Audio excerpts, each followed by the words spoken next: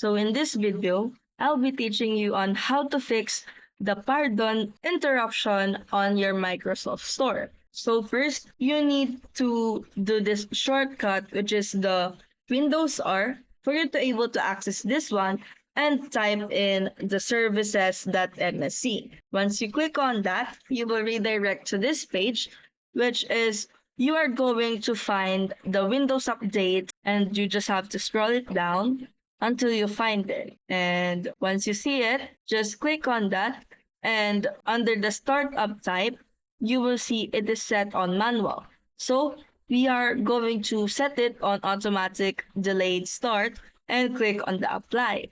Then you should also find the update orchestrator service. So once you click on that, set it also the start type of it into automatic delayed and click on apply and OK. And then once it is all set up, you just have to update the Windows for it to able to access the Microsoft Store and fix the pardon the interruption. So if you find this video helpful, don't forget to smash that like button and subscribe so you never miss a new video.